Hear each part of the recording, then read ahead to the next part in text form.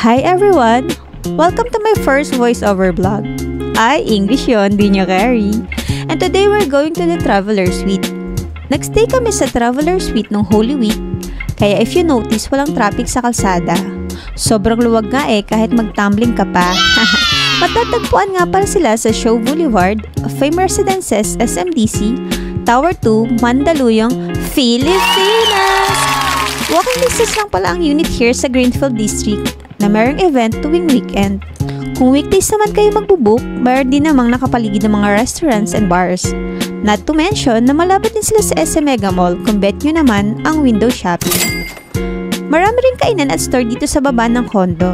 Mayroong Popeyes, Ramen King, Alpha Mart, Save More, at marami pang ibang restaurant. Mayroon din pala silang sariling mall, which is at ang Fame Mall. At syempre, may pagturo pa nga ako dyan sa Starbucks kasi dyan ako lilibre ni Meme mamaya.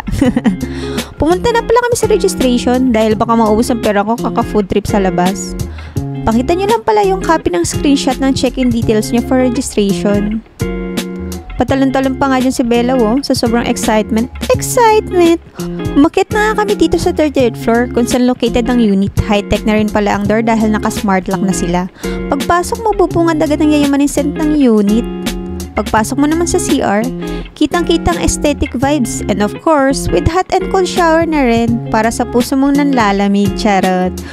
Nga din ako dahil kompleto ka lang kitchenwares na pwede ka magluto-lutuan. Dito naman sa sala nila, very Scandinavian ang atake. Di nyo carry yun. May pagka-wipe mga kami ni Bella dyan. Ito palang sofa bed nila is convertible to double-size bed.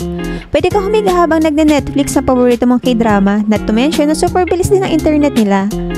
Dito naman sa bedroom nila, meron silang cabinet dito, provided na din ng towels, and of course, ang mga guest kit. Tamang weave nga lang kami dyan ni Bella, feeling mga beauty queen. Ganito naman ang view sa balcony. Pwede ka mag-coffee, tea, or me. Ay mali, coffee lang kayo dyan. Syempre dahil summer na, masarap din lumangoy. Sobrang ganda nga ng tambayan nila dito sa swimming area. Very classy. Dalawa pala ang pool nila for adult and kids. 2 feet ata yung sa pangbata.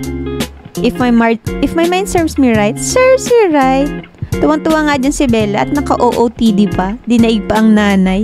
Sa OOTD niya, pak, diba? Pagtalon-talon pa. At syempre, papahuli ba tayo? Ano pa nga bang gagawin? Ganda-gandahan pa rin ang peg natin dito, pak. And after mo pagod, kakahabos si ex mo, kakalangoy, pwede ka mag-relax with displaying cards, mga Mars. And of course, pwede rin kayong tumambay dito sa balcony sa gabi. Habang iniisip mo, saan ba ako nagkulang? Nagkulang sa bayad sa jeepney driver. Kayo issue kayo We stayed 3 days and 2 nights pala here in Traveler Suite. Definitely a 5-star experience. Pwede kayo mag-book through Airbnb and FB page. Ilalagay ko na lang pala yung link sa description. Yun lang. Bye-bye!